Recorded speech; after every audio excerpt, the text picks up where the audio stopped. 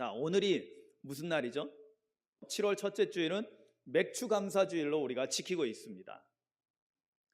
자, 그런데 맥추감사절도 그렇고 추수감사절도 그렇고 또 부활절 감사 예배를 드립니다.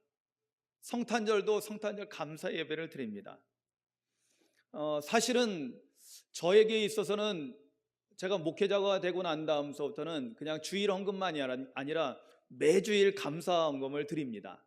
왜냐하면 매주일 우리에게 돌아오는 이 안식일 주일이 너무나 감사하거든요. 할렐루야.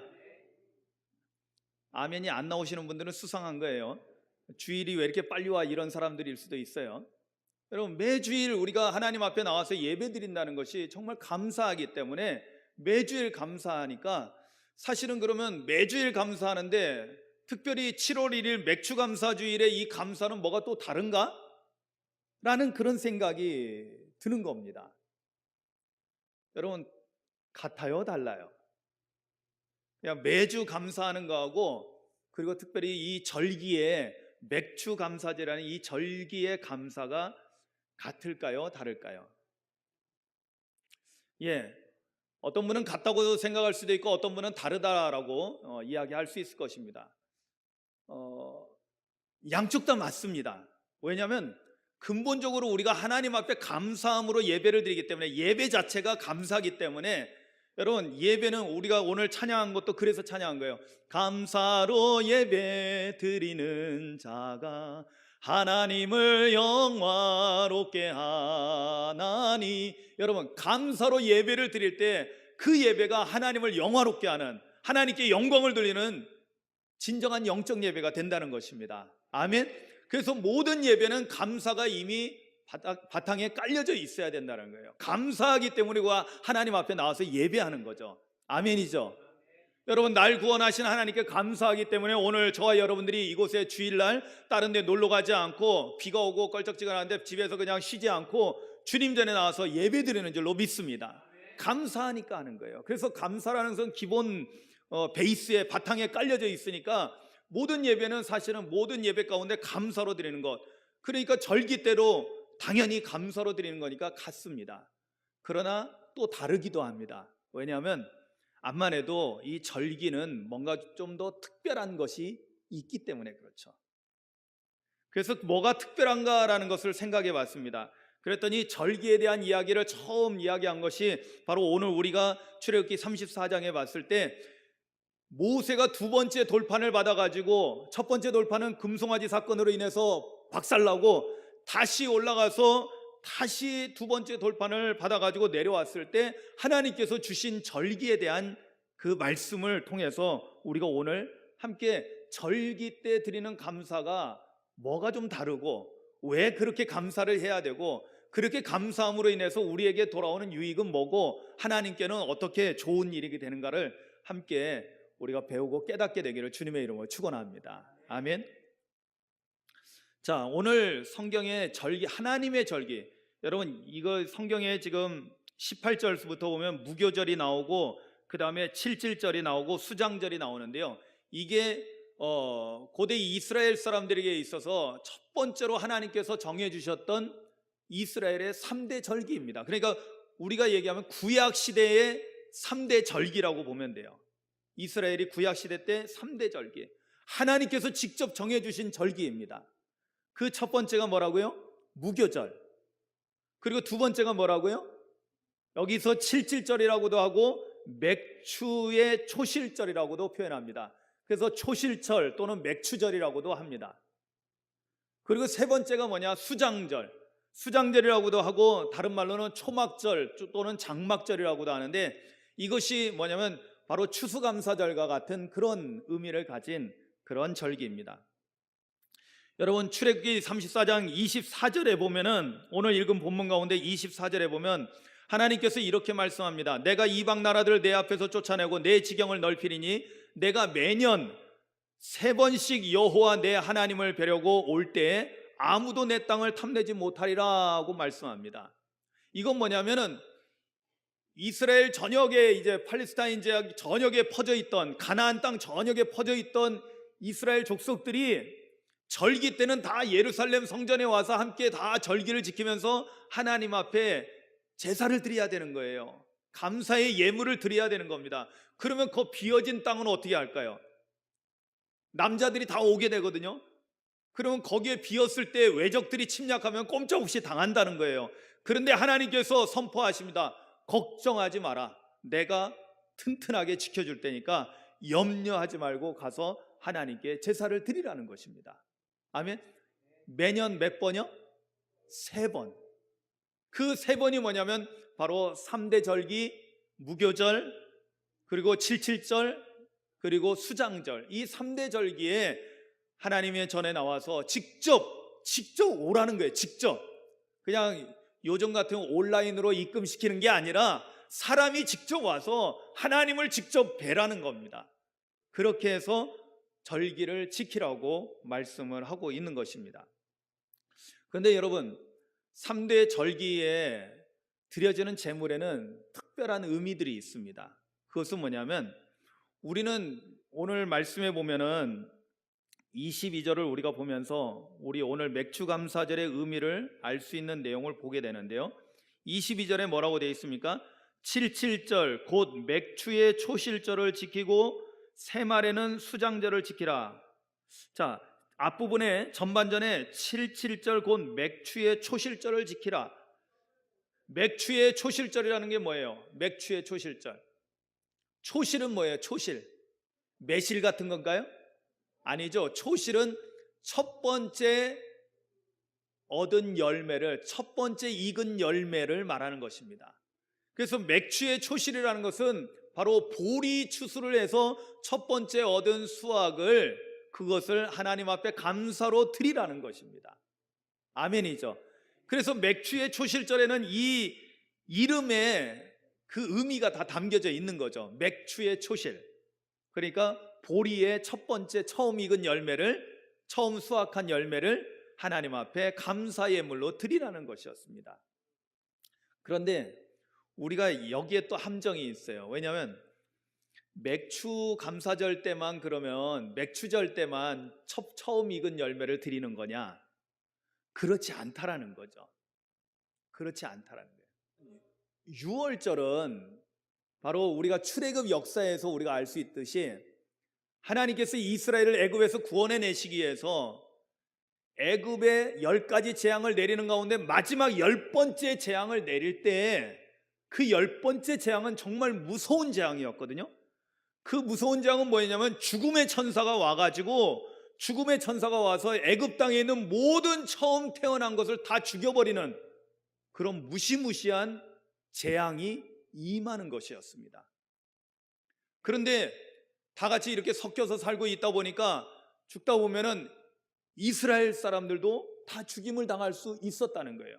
왜냐하면 짐승도 사람도 모든 살아있는 생명체에 처음 태어난 것은 다 죽여버렸거든요. 그래서 어떻게 합니까? 하나님께서 알려주시죠. 너희들이 이 죽음을 면하기 위해서는, 죽음의 천사가 너희 집을 건너뛰게 하기 위해서는 표식을 해야 된다. 그래서 어떻게 해요? 어린 양을 잡아서 어린 양의 피를 흘려서, 그런데 사실은 이 어린 양의 피를 흘리는 것은 어린 양이 희생하는 거죠. 어린 양이 희생함으로 인해서 그 집안 사람이 살게 되는 거예요. 여러분, 다 집안에 보면 다 처음 태어난 사람이 있습니다. 그죠? 다 처음 태어난 것이 있어요. 처음이 있어야지 그 다음도 있는 거니까요. 그렇지 않습니까? 그런데 그 집안에 처음 태어난 사람이 죽지 않고 살게 된다는 거예요. 어떻게 해요? 어린 양이 대신 희생함으로 인해서. 그래서 어린 양을 잡아가지고 그 피를 가지고 문지방과 문설주에 바르게 되면은 죽음의 천사가 그 피를 보고, 아, 여기는 어린 양이 대신 죽은 곳이니까 죽음을 면한 곳이다 하고는 넘어가는 거예요. 6월이라는 것은 담을 넘어간다는 뜻이거든요. 그래서 영어로는 패스오버, 지나간다는 거예요. 넘어간다라는 뜻입니다. 그래서 6월절이 되는 거예요. 자, 이것을 통해서 그 다음날 어떤 일이 일어났습니까? 애굽의 바로왕이 항복한 거예요. 야, 모세에게 빨리 네 백성들 데리고 다 나가라. 아유, 이제 지겹다 하고. 그래서 내보내게 됩니다. 그래서 어떻게 돼요? 이스라엘 백성들이 드디어 애굽에서 나오게 되는 거예요. 그게 출애굽입니다. 그러면 무교절은 뭐냐? 바로 이스라엘이 해방을 얻고 노예 생활에서 이제 자유를 얻고 이제 광야를 향해서, 사실은 광야를 향해서가 아니죠. 첫 번째 목적지는 어디였냐면 하나님의 산 호렙산 또는 신의 산이라고 하는 그곳을 향해서 가게 되고, 궁극적인 목적지는 어디예요? 가나안 땅, 약속의 땅, 축복의 땅, 가나안 땅으로 향하는 발걸음을 띄게 된 것입니다.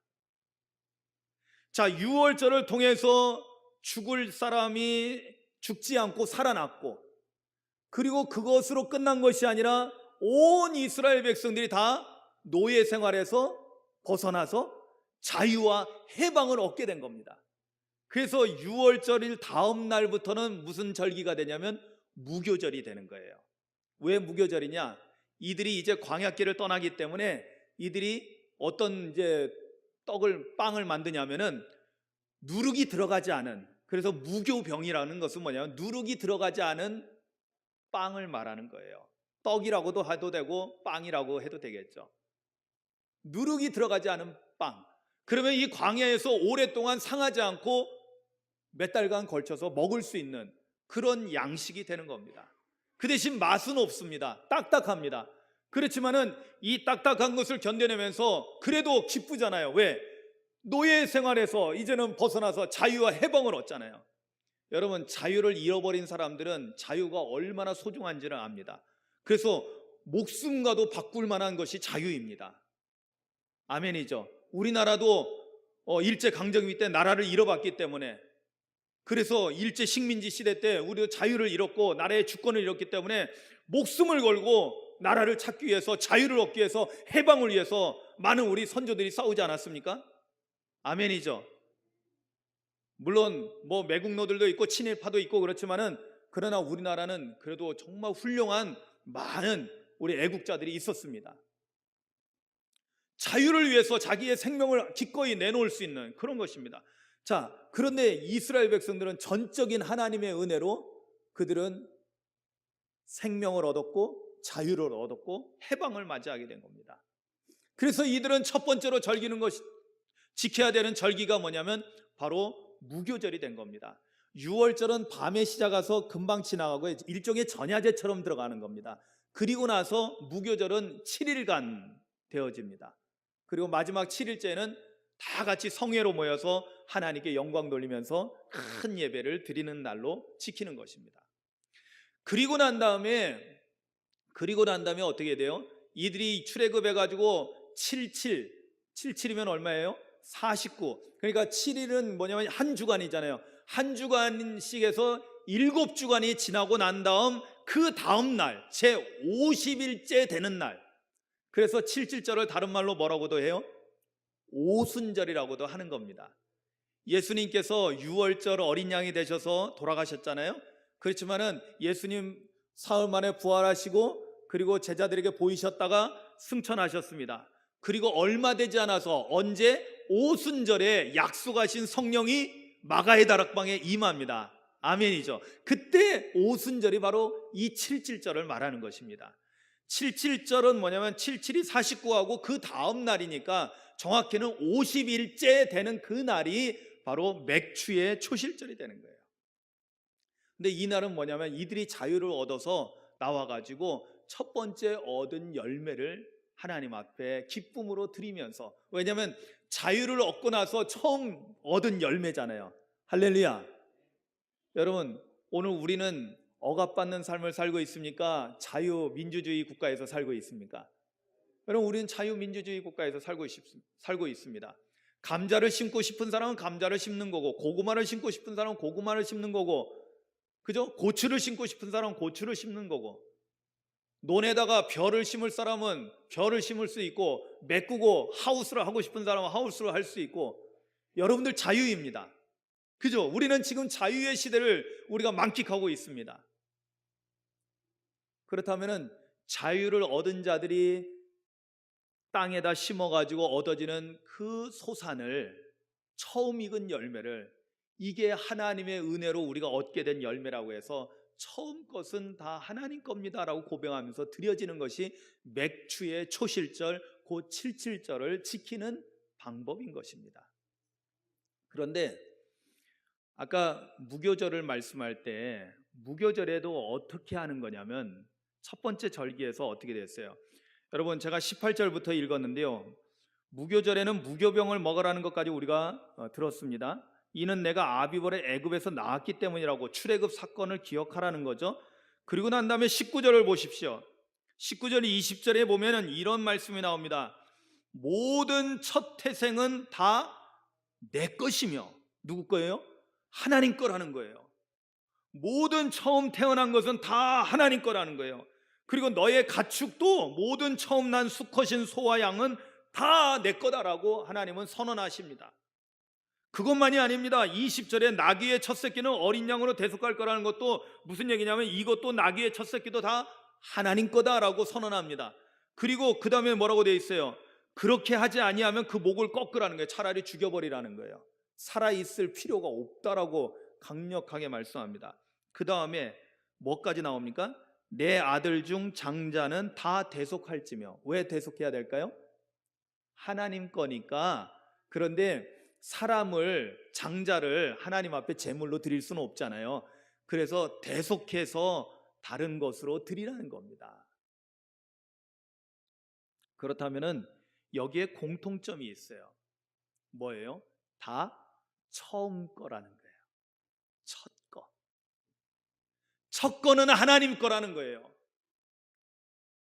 그런데 여러분, 우리가 지난 한 주간 동안, 제가 요즘 새벽 예배 때 시편 말씀을 우리가 묵상하고 있는데, 지난 한 주간 동안 시편 24편을 우리가 말씀 묵상했습니다. 그런데 시편 24편 1절에서는 뭐라고 말씀하는 줄 아세요? 온 세상에 있는 모든 것들, 온 세상에 있는 모든 살아있는 것들, 이 세계와 이 세상에 있는 모든 존재가 다 여호와의 것이다. 아멘. 다 모든 것이 하나님의 소유다라고 선언합니다. 그리고 그 이유에 대해서 말씀하는데, 그 이유는 뭐냐? 하나님이 이 모든 것을 만드셨기 때문에. 아멘. 하나님이 창조하셨기 때문에 다 하나님 거라고 말씀합니다. 우리 인간도 하나님의 형상대로 하나님이 만드셨기 때문에 우리 인간도, 여러분, 내 인생이라고 내 거가 아니라는 거예요. 내 마음대로 하겠다, 여러분, 그런 오만방자한 말을 하지 마시기 바랍니다. 그게 하나님 앞에서 교만한 거예요. 우리가 지난 주일날 우리는 하나님 나라 어떤 사람이 들어갔냐고 했습니까? 하나님 앞에서 어린아이가 되라고 했는데, 이 어린아이라는 이 표현은 예수님께서 어떤 의도로 사용하냐면 겸손한 자가 되라는 거예요. 하나님 앞에서 자신의 무능을 인정하고 하나님의 전능하심을 간구하고 하나님의 자비와 긍휼을 구하면서 하나님의 능력 안에 우리가 굴복하라는 거예요. 그래서 겸손한 자가 되라는 거예요. 여러분, 내 인생 내 거라고 하는 사람은 정말 교만한 사람이에요. 왜? 하나님이 우리를 창조하셨고, 또 특히 우리 믿는 사람들은요, 우리가 죄로 말미암아 다 지옥 갈 사람, 멸망할 사람이었는데 대속의 은총을 내려주셨어요. 여러분, 여기도 장자는 대속하라고 그랬는데, 오늘 우리 모든 그리스도인들은 예수님의 십자가 대속의 은혜를 입은 거예요. 할렐루야. 그래서 대속의 은혜를 입어가지고 우리가 이제는 죄사함 받고 구원받고 하나님 나라 천국 백성이 됐고 하나님의 자녀로 회복되었습니다. 아멘이죠. 그러니까 당연히 나는 누구 거예요? 하나님 거라니까요. 하나님이 대속하신 거예요.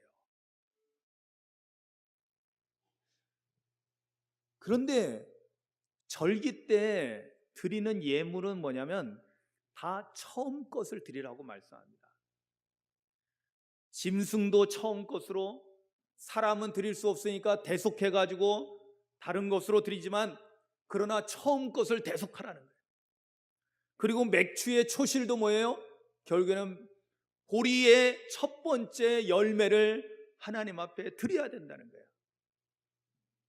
여기서 19절에서는 모든 처음 태어난 것은 다 내 거다라고 말씀하셨지만은, 사실은 성경을 통해서 우리가 깨닫는 진리는 뭐냐면 온 세상 만물이, 모든 생명이, 인간을 포함한 모든 것이 다 하나님의 것이다라는 것을 우리에게 알려주고 있습니다.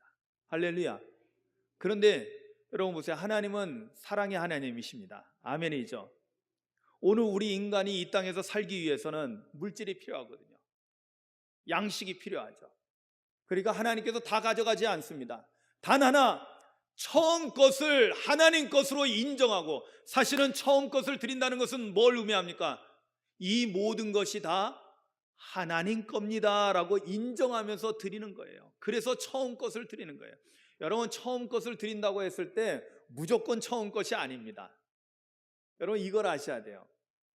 제가 이번에 말씀을 준비하면서 이 처음 것에 대해서 말씀을 쭉 보면서 묵상하면서, 무조건 처음 태어난 것, 무조건 처음에 얻은 열매, 이것을 드리면 되는 건가? 라고 생각을 하면서 봤습니다. 그랬더니 그것이 아니에요. 처음 거는 처음 거지만은, 처음 것 중에서 어떤 것을 드려야 되냐면, 여러분, 보리 수확을 우리가 한꺼번에 쫙 하게 되면은, 한꺼번에 하면은 뭐 한 밭을 했어요. 그러면 그거 다 드리는 거 아니잖아요. 그 중에 일부를 드리는 거거든요. 근데 일부를 드리는데 어떻게 드려야 될까요? 여러분, 여기서 말하는 처음 거라는 것은 뭘 의미할까요? 처음이라는 것은 가장 좋은 것. 그러니까 우리가 1등이라고 하잖아요. 그죠? 제일 먼저 들어왔어요. 달리기 시합에서 제일 먼저 들어온 사람이 뭐예요? 1등 한 거잖아요. 바로 그겁니다. 하나님 앞에 드릴 때 제일 좋은 것을 드리라는 거예요. 왜? 그것이 하나님이 하나님 되심을, 하나님이 온 우주 만물의 주인 되심을, 하나님이 창조주시고 우리를 구원하신 분이시고 우리에게 이런 귀한 열매를 주신 분이라는 신앙의 고백이 담겨져 있는 것이 바로 진짜 처음 거라는 거예요. 그렇기 때문에 이 처음 거는 무조건 처음 게 아니라 가장 좋은 것을 하나님 앞에 드린다는 것입니다. 할렐루야. 그런데 중요한 것은 어떻게 드리느냐 이거예요. 어떻게. 왜냐하면 하나님은 우리의 마음의 중심을 보시거든요. 우리가 어떤 마음 자세로 어떤 의도를 가지고 드리는가가 중요한 거예요. 드려지는 거 좋은 거 드릴 수 있습니다. 그런데 그 마음이 어떤 자세로 드려야 되는지 오늘 성경은 우리에게 그것을 가르쳐주는 구절이 있는데, 여기 출애굽기 34장이 아니라 이 출애굽의 역사를 다시 되새겼던 성경이 신명기입니다.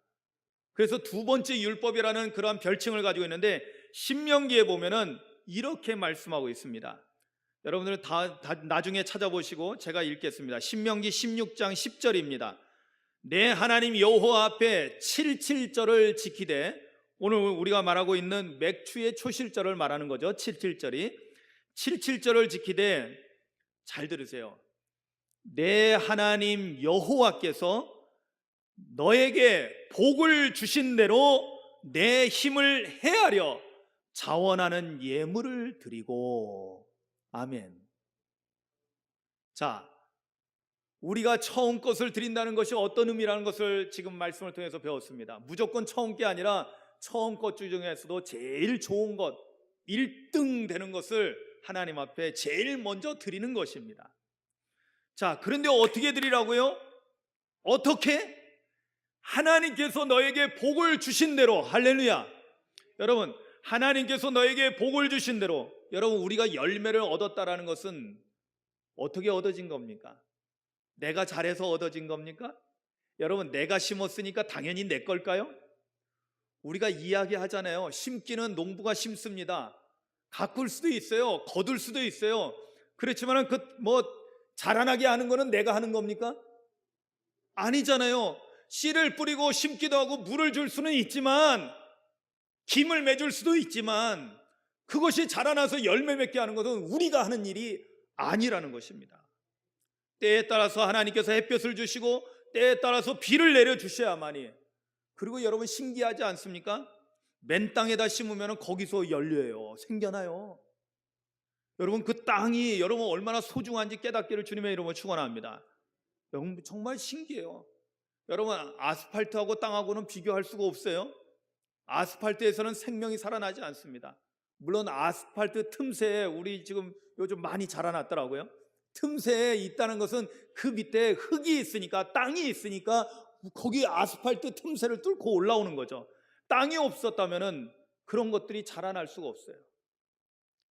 저는 서울서 생활하다가 처음 목회를 하면서 아차도에 들어왔을 때, 거기는 포장한 데보다는 포장 안 한 데가 더 많잖아요.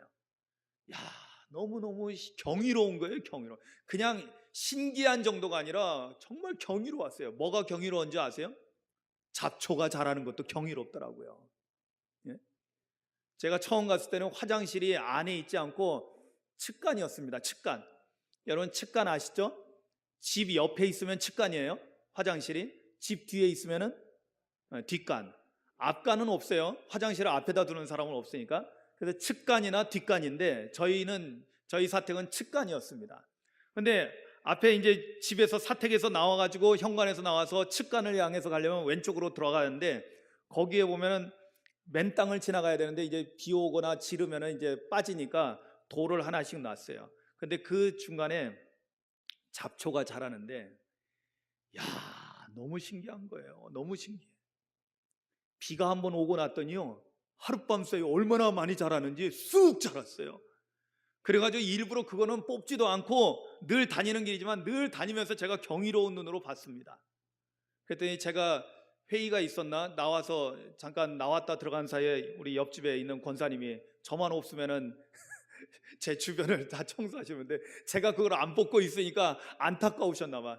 그랬더니 홀라당 뽑아버리셨어요. 제가 정말 경의의 눈으로 보고 있던 그 잡초를. 그렇죠. 농사하시는 분들은 이 잡초는 빨리 제거해야 되는 건데 저는 거기서도 생명의 신비를 보는 거예요. 여러분, 맨 땅에서 갑자기 그런 것들이 생겨나요. 여러분, 이 앞에 우리 마당에 지금 잡초들이 많이 자랐잖아요. 여러분, 저거 잘라서 한번 쌓아놓어 보세요. 산더미처럼 쌓입니다. 그거 원래는 존재하지 않던 거예요. 그런데 땅에서 자라난 겁니다. 우리가 심지도 않았어요. 우리가 기르지도 않았어요. 그런데 그렇게 자라나는 거예요. 여러분, 창조주 하나님의 놀라운 역사하심이라는 걸 깨닫기를 주님의 이름으로 축원합니다. 그렇습니다. 우리가 열매를 얻었을 때 이것이 하나님이 우리에게 주신 거라는 것을 우리가 믿은 거예요. 왜? 이것이 하나님이 우리에게 복으로 주신 거거든요. 여러분 보세요. 노예 생활할 때는 그런 것을 자유인으로서 우리가 심고 거두고 하는 걸 할 수가 없잖아요. 물론 열심히 심고 할 수도 있겠죠. 그렇지만 다 누구에게 뺏겨요? 주인에게 뺏기는 거예요. 그리고 주인이 조금 주면 그거 얻어먹고 사는 거예요. 노예라는 게 원래 그런 거예요. 그런데 자유인이 돼서 내가 심었더니 하나님께서 자라나게 하시고 때가 돼서 열매를 거두게 하신 거예요. 이게 뭐예요? 하나님의 복인 거예요. 애굽에서 구원해 주신 하나님의 복에다가 그리고 열매 맺게 하시는 하나님의 복을 누리는 거예요. 그래서 이 복을 받은 대로 어떻게 드리느냐? 여기 보면 첫 번째, 내 힘을 헤아려라는 말씀이 나옵니다. 내 힘을 헤아린다라는 이 말은, 헤아린다라는 이 말은 명사인데요. 이건 뭐냐면은 충분함을 말합니다. 충분함. 이건 뭐냐면 하나님께서 우리에게 복을 주신 거에 대한 충분하게 하나님 앞에 드리라는 것입니다. 할렐루야. 그런데 그 양이 어렵죠? 충분하게 어느 정도가 충분할까요? 그거는 여러분들이 느끼는 대로입니다. 내가 하나님의 복을 얼마나 받았는가를 생각해 보면 돼요. 정말로 내가 하나님의 은혜와 복 가운데 살고 있는가? 이것을 생각하셔야 돼요. 그래서 사실은 우리가 이 감사의 절기에 하나님 앞에 얼마를 드리고 무엇을 드리고 할까에 대해서도 여러분들 깊이 기도하셔야 돼요. 기도하시면서 내가 얼마나 하나님의 은혜에 대해서 감사한지 그것을 생각하면서 내가 최선을 다해서 힘닿는 데까지 충분히 하나님께서 내게 주신 복에 대해서 충분하게 하나님 앞에 다시 돌려드릴 수 있는 그러한 만큼을 드려야 된다는 것입니다. 그 다음에 더 중요한 게 있어요. 그 다음에 뭐예요? 자원하는 예물을 드리고. 아멘. 여러분, 우리말로는 자원하는 예물을 드리고라고 굉장히 길게 나왔지만은 히브리어 원어로는 딱 한 단어입니다. 그것도 짧은 단어. 뭐냐면 네다바라는 단어입니다. 예, 네다바. 네다바라는 것이 뭐냐면 자원하는 예물을 드리라는 건데 이건 뭐냐면 자원함이라는 뜻을 가지고 있어요. 즉 이것이 자유의지라는 것으로도 이제 번역되기도 합니다. 이것은 뭐냐면 하나님을 사랑하기 때문에 기쁨으로 즐거움으로 하나님 앞에 드리는 것을 말하는 거예요. 여러분, 자원한다, 자발적으로 한다라는 것은 뭘 의미해요? 내가 좋으니까 하는 거잖아요. 좋으니까 하는 거지 누가 시켜서 억지로 하는 게 아니라는 거예요. 남들이 하니까 어쩔 수 없이 체면치레하니까 체면치레하기 위해서 하는 것이 아니라는 거예요. 정말로 하나님이 나에게 주신 그 복을 생각할 때 너무나 감사하고 너무나 기쁘고 너무나 즐거운 마음이 넘쳐가지고 누가 시키지 않아도 내가 하나님 앞에 기쁨으로 드리는 거예요. 할렐루야. 그렇다면 이제 답이 나오죠. 우리가 이 절기 때 드리는 특별한 감사는 어떤 감사일까요? 가장 좋은 것을 드리는 거예요. 당연히 처음 것을 드리지만은 그냥 단순히 처음 것이 아니라 가장 좋은 것을 하나님 앞에 드려야 돼요. 왜? 그래야지 하나님을 우리가 하나님으로서 왕으로서 인정하는 거죠. 그냥 나 안 먹을 거 이런 거 드리는 게 아니에요.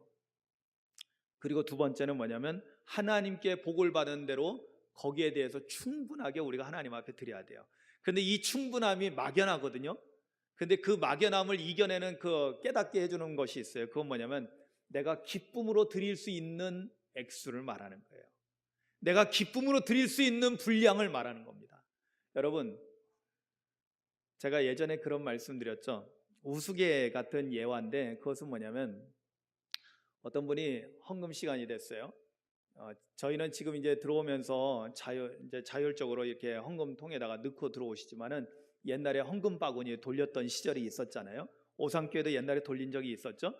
헌금 바구니 돌리니까 헌금 바구니가 막 오다 보면 대부분 준비 안 한 사람들이 그때서 헌금을 준비합니다. 헌금 바구니는 오고 있는데 그런데 분명히 내 주머니에 10,000원짜리 하나 하고 1,000원짜리가 있었는데 주섬주섬 이렇게 꺼내서 보면 옆에 사람들이 다 보니까 대략 감촉으로 보면서 아 여기 1,000원짜리지 하고는 1,000원짜리를 딱 냈는데 들어가서 나중에 나와서 보니까 1,000원짜리가 그대로 있고 10,000원짜리가 없어진 거예요.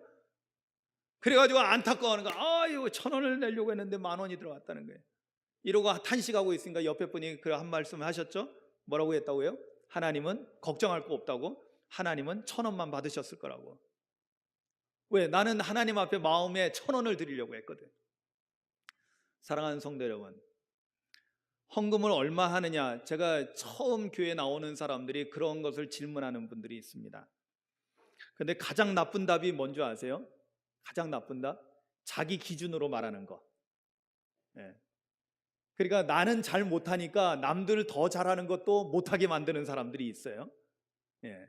가장 나쁜 케이스입니다. 헌금은 얼마 하느냐? 사실은 내가 하나님 앞에 감사하는 만큼 드리는 거예요. 아멘이죠. 그렇지만 부담되지 않게 하나님이 주신 복에 따라서 충분하게 내가 드릴 수 있고 기쁨으로 드릴 수 있는 만큼. 아멘. 정말로 하나님을 사랑하기 때문에 내가 감사함으로 기쁨으로 자원하는 마음으로 이거 드리고 아까워하는 마음이 아니라 드리고 나서도 마음이 흐뭇하고 감사하는 만큼만 드리는 것이 옳다는 거예요. 그렇다면은 돈 많은 사람이 헌금을 많이 할까요? 그렇지 않습니다. 믿음이 좋은 사람이 더 많이 할 수 있겠죠. 아멘이죠. 사랑하는 성도 여러분, 액수가 중요한 게 아니에요. 하나님 앞에서 우리의 마음의 자세. 여러분, 이 절기를 지키는 이 감사는 창조부터 들어가는 거예요. 하나님이 모든 것을 지으셔서 오늘 그 가운데 우리가 살게 되었다는 거, 우리 인간이 내가 존재하게 됐다는 거, 우리 가족이 존재하게 됐다는 거, 그거에 대해서 감사하는 거예요. 또 하나 이스라엘 백성들은 애굽에서 출애굽한 거, 애굽에서 자유를 얻고 해방을 얻은 것, 그렇죠. 오늘날 우리 그리스도인들은 뭐예요? 예수 그리스도의 십자가 대속의 은혜로 죄사함 받고 구원받은 기쁨에 대해서 거기에 대한 감사가 항상 포함되어 있는 거예요. 그리고 우리가 이 땅에서 얻은 수확을 거두면서 열매들을 보면서 아, 이것도 하나님께서 나에게 주신 것이지. 아멘. 비록 내가 씨를 뿌리고 내가 심고 가꾸고 그랬지만 열매 맺게 하시는 분은 하나님이신데 또 이런 열매를 맺게 하신 하나님께 감사하는 마음으로 드릴 수 있는 것, 이것이 진정으로 하나님 앞에 드려지는 참된 감사의 제사가 되고 예배가 된다는 것을 여러분 깨닫기를 주님의 이름으로 축원합니다. 그러면 여러분 고민할 거 없어요. 여러분들이 부담되는 것은 절대로 하지 마십시오. 어떤 목사님들은 부담돼도 해라는 거야. 힘닿네, 부담돼도 해야 된대. 그렇게 해야지 신앙이 올라간다는 거야. 그 말도 일리는 있습니다. 그러나 성경적으로 표현하자면 어떻게 해야 돼요? 기쁨으로 드릴 수 있는 만큼 드리십시오. 여러분들이 1,000원 한 장을 드리고도 충분하다고 생각되면 1,000원 드려도 괜찮습니다. 어떤 사람에게는 예수님께서 분명히 그러셨거든요. 과부의 두렙돈을 보고 칭찬하셨거든. 아멘이죠. 과부의 두렙돈은 지금으로 따지면 그냥 돈 1,000원 정도라고 보면 됩니다. 쉽게. 그러나 주님은 그거를 칭찬하시는 거예요. 왜? 그 여인에게는 그것이 정말로 소중한, 너무나 귀한 것이었거든요. 그러나 사람마다 그거는 다 다르겠죠. 중요한 것은 우리가 하나님 앞에 어떤 마음으로 드리느냐가 중요한 거예요. 정말로 하나님의 은혜에 감사하고 하나님이 나에게 주신 복에 대해서 감사함으로 드린다면은 액수가 중요하지 않겠죠. 여러분, 정말 하나님의 복을 깨닫고 그리고 기쁨으로 하나님 앞에 나와 사랑하는 마음으로 하나님 앞에 최고의 예물을 드리는, 그리고 받으시는 하나님도 기뻐하시고 드리는 우리도 기뻐하는 그러한 놀라운 감사가 넘치는 그러한 우리의 절기의 감사가 될 수 있기를 주님의 이름으로 축원합니다. 아멘. 기도하시겠습니다.